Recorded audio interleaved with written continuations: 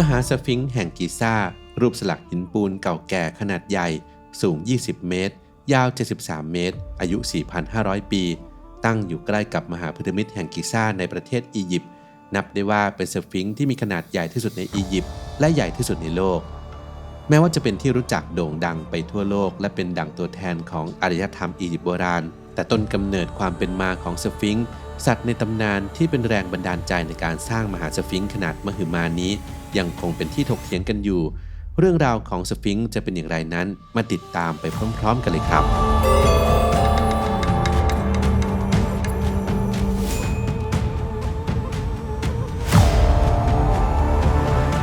1. สฟิงค์สิ่งมีชีวิตในตำนานโบราณสฟิงค์คือสิ่งมีชีวิตที่มีร่างกายเป็นสิงโตมีหัวเป็นมนุษย์ปรากฏในตำนานเทพเจ้าของทั้งอียิปต์เอเชียและกรีกโดยนอกจากสฟิงค์แล้วยังมีเทพอื่นๆที่มีร่างกายเป็นมนุษย์แต่ส่วนหัวเป็นสัตว์อื่นเช่นแกะหมาในเหยี่ยวและจระเข้เป็นต้นในตำนานอียิปต์โบราณสฟิงค์เป็นผู้พิทักษ์ทางจิตวิญญาณและมักปรากฏตัวเป็นชายสวมมงกุฎแห่งฟาโรห์แบบเดียวกับที่พบเห็นได้จากมหาสฟิงค์และมักมีประติมากรรมของสฟิงค์ปรากฏอยู่ในสุสานและวิหารต่างๆเช่นถนนแห่งสฟิงค์ในอียิปต์ตอนบนซึ่งเป็นถนนเก่าแก่อายุกว่า 2,500 ปีความยาวประมาณ 2.7 กิโลเมตรเชื่อมระหว่างวิหารแห่งลักซอร์และวิหารแห่งคานักก็มีรูปสลักสฟิงค์ตั้งเรียงรายอยู่สองข้างทางรวมกันมากกว่า 1,000 ตัวนอกจากรูปลักษณ์ที่เป็นฟาโรห์เพศชายแล้วสฟิงค์ก็มีรูปร่างเป็นเพศหญิงด้วยนั่นคือสฟิงค์ที่มีลักษณะเหมือนฟาโรห์หญิงฮัตเซปซุตดังที่ปรากฏอยู่บนรูปแกะสลักสฟิงค์ฮัตเซปซุตที่ทำจากหินแกรนิตปัจจุบันเก็บรักษาอยู่ที่พิพิธภัณฑ์ศิลปะเมโทรโพลิแทนในนครนิวยอร์กสหรัฐอเมริการวมไปถึงสฟิงค์แห่งเมมฟิสที่วิหารรามเสสในเมืองเมมฟิสประเทศอียิปต์ซึ่งแกะสลักจากหินอาลาบัสเตอร์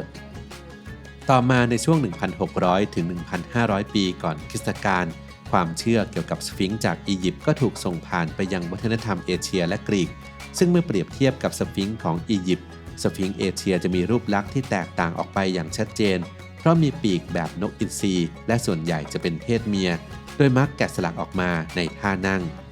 เช่นเดียวกับสฟิงค์ในวัฒนธรรมกรีกก็มีปีกเช่นกันซึ่งตามตำนานระบุว่าสฟิงค์จะจับนักเดินทางที่ไม่สามารถตอบปริศนาของมันได้กินเป็นอาหาร 2. อายุที่แท้จริงของมหาสฟิงค์ทฤษฎีที่เป็นที่ยอมรับกันทั่วไปเกี่ยวกับมหาสฟิงค์คือรูปสลักนี้สร้างขึ้นเพื่อฟาโรห์คาเฟรในช่วงประมาณ 2,578 ถึง 2,603 ปีก่อนคริสตกาลโดยข้อความจารึกอักษรอียิปต์โบราณระบุว่าฟาโรห์คูฟูบิดาของฟาโรห์คาเฟรเป็นผู้สร้างมหาพีระมิดซึ่งเป็นพีระมิดที่เก่าแก่และใหญ่ที่สุดในบรรดาพีระมิดทั้ง3แห่งในกิซ่าเมื่อฟาโรห์คาเฟรขึ้นครองราชย์จึงสร้างพีระมิดของตนเองขึ้นข้างๆพีระมิดของบิดา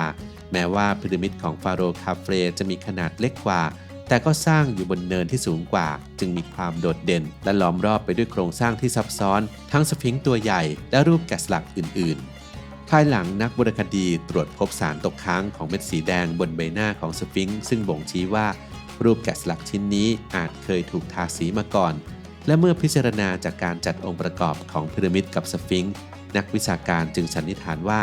อาจเป็นไปเพื่อวัตถุประสงค์ที่เกี่ยวข้องกับความเชื่อเรื่องของการฟื้นคืนชีพขององค์ฟาโรห์คาเฟรที่ต้องได้รับพลังจากดวงอาทิตย์และเทพเจ้าองค์อื่นๆ 3. ฟาโรห์คาเฟรต้นแบบใบหน้าของมหาสฟิงค์มีหลักฐานหลายชิ้นที่เชื่อมโยงมหาสฟิงค์เข้ากับฟาโรห์คาเฟรและกลุ่มวิหารของพระองค์ประการแรกคือศีรษะและใบหน้าของสฟิงค์มีความคล้ายคลึงกับรูปสลักขนาดเท่าตัวจริงของฟาโรห์คาเฟรที่นักโบราณคดีและอียิปต์วิทยาชาวฝรั่งเศสออกุสต์มาริแอตพบในหุบเขาวิหารแห่งคาเฟรซึ่งเป็นซากปรักหักพังของอาคารที่สร้างอยู่ติดกับมหาสฟิงค์นอกจากนี้มาริแอตยังค้นพบเศษซากของทางเดินที่เชื่อมหุบเขากับวิหารที่เก็บศพซึ่งอยู่ติดกับพีระมิดแห่งคาเฟรอีกด้วยต่อมาในช่วงต้นคริสตศตวรรษที่ 1,900 นักอียิปต์วิทยาชาวฝรั่งเศสเอมิล บาเรสได้ขุดพบอาคารที่เรียกกันว่าวิหารสฟิงค์สร้างอยู่บริเวณด้านหน้าของมหาสฟิงค์โดยตรงและมีลักษณะการออกแบบที่คล้ายคลึงกับหุบเขาวิหารแห่งคาเฟรโดยในช่วงทศวรรษที่ 1980 นักวิจัยได้ค้นพบหลักฐานว่าบล็อกหินปูนที่ใช้สร้างผนังของวิหารสฟิงซ์ได้มาจากการขุดร่องดินรอบๆรูปแกะสลักมหาสฟิงซ์จึงมีการคาดเดาว่าคนงานอาจขนย้ายบล็อกหินปูนที่ถูกสกัดออกขณะแกะสลักมหาสฟิงซ์มาสร้างเป็นวิหารสฟิงซ์นั่นเอง 4. ทฤษฎีความเป็นไปได้อื่นๆเกี่ยวกับมหาสฟิงซ์ตลอดหลายปีที่ผ่านมานอกเหนือจากทฤษฎีความเชื่อมโยงต้นกำเนิดของมหาสฟิงซ์กับฟาโรห์คาเฟรนักวิจัยก็ได้เสนอทฤษฎีอื่นๆอีกมากมายซึ่งแม้ส่วนใหญ่จะถูกหักล้างโดยนักอียิปต์วิทยากระแสหลักก็ตามโดยหนึ่งในทฤษฎีเหล่านั้นเสนอว่าใบหน้าของสฟิงซ์มีลักษณะคล้ายกับฟาโรห์คูฟูบิดาของฟาโรห์คาเฟรซึ่งหมายความว่าฟาโรห์คูฟูอาจสร้างโครงสร้างนี้ขึ้นมาก่อนบุตรชายก็เป็นได้ในขณะที่อีกทฤษฎีระบุว่าฟาโรห์เจดิเฟรบุตรชายอีกคนของฟาโรห์คูฟูและมีศักดิ์เป็นพี่ชายต่างมารดาของฟาโรห์คาเฟรอาจเป็นผู้สร้างมหาสฟิงซ์ขนาดใหญ่ขึ้นมาเพื่อรำลึกถึงบิดาของพระองค์ส่วนอีกทฤษฎีระบุว่ารูปสลักมหาสฟิงซ์นี้เป็นของฟาโรห์อเมเนมเฮดที่2โดยอ้างอิงจากรูปแบบลวดลายของเนเมสหรือผ้าโพกศีรษะของฟาโรห์ที่มหาสฟิงซ์สวมอยู่นอกจากนี้นักวิทยาศาสตร์บางคนยังโต้แย้งว่ามหาสฟิงซ์อาจมีอายุเก่าแก่มากกว่าที่เชื่อถือกันโดยอิงจากอายุที่เป็นไปได้ของทางเดินหรือรูปแบบการกัดเซาะต่างๆของรูปสลัก 5. ปริศนาแห่งมหาสฟิงซ์ในช่วงรุ่งเรืองชาวอียิปต์เรียกขานมหาสฟิงซ์ว่าอย่างไรนั้นยังคงเป็นปริศนาเนื่องจากคำว่าสฟิงซ์เป็นคำใช้เรียกที่มีที่มาจากตำนานเทพเจ้ากรีกเมื่อประมาณ 2,000 ปีก่อนหลังจากที่สร้างรูปแกะสลักมหาสฟิงซ์ขนาดใหญ่นี้ขึ้นมาและยังไม่เป็นที่แน่ชัดว่าในสายตาของชาวอียิปต์ในช่วงราชอาณาจักรเก่ามีมุมมองต่อมหาสฟิงซ์ในแง่ใดเพราะมีจารึกเพียงไม่กี่ฉบับเท่านั้นที่กล่าวถึงรูปแกะสลักดังกล่าวมีการสันนิษฐานว่าเมื่อฟาโรห์คาเฟรเชื่อมโยงตนเองกับเทพฮอรัสมหาสฟิงซ์อาจจะเป็นที่รู้จักกันในนามเทพฮอเรมาเคสที่แปลว่าฮอรัสบนขอบฟ้าตัวแทนของรุ่งอรุณและพระอาทิตย์ยามเช้าที่มีใบหน้าของฟาโรห์คาเฟรก็เป็นได้แต่ไม่ว่าจะด้วยเหตุผลใดรูปสลักสฟิงซ์ก็เริ่มจมหายไปใต้พื้นทรายเมื่อสิ้นสุดสมัยราชอาณาจักรเก่าและถูกละเลยมาเป็นเวลานานหลายศตวรรษ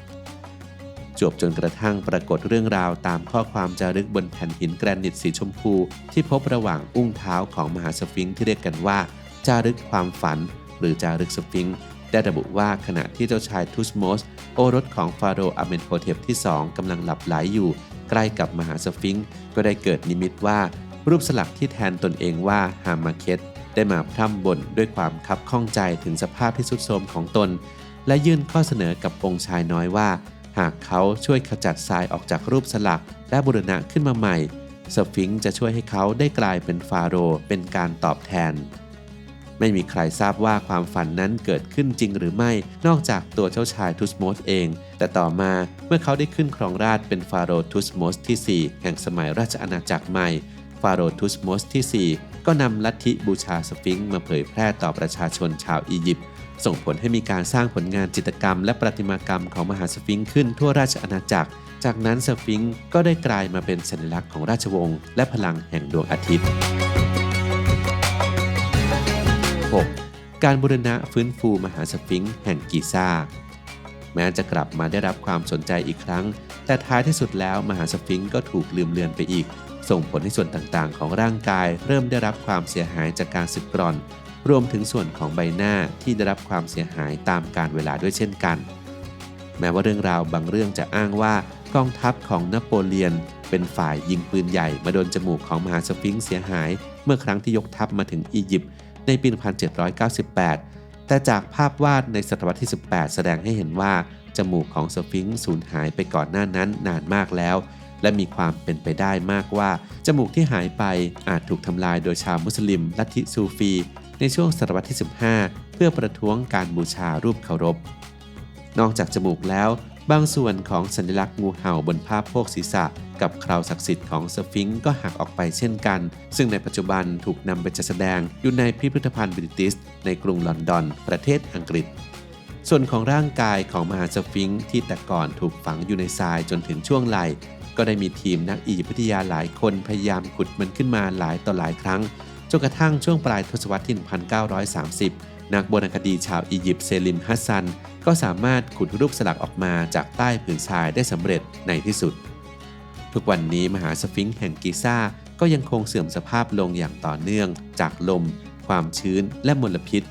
ความพยายามในการบูรณะก็ดำเนินมาอย่างต่อเนื่องตั้งแต่ช่วงกลางศตวรรษที่ 19 ซึ่งบางส่วนก็ล้มเหลวและทำให้มหาสฟิงค์ได้รับความเสียหายมากกว่าเดิมและปัจจุบันก็ยังมีการศึกษาค้นคว้าเกี่ยวกับการสร้างอนุสรณ์สถานแห่งนี้เพื่อช่วยให้การอนุรักษ์สามารถดำเนินไปได้ดียิ่งขึ้น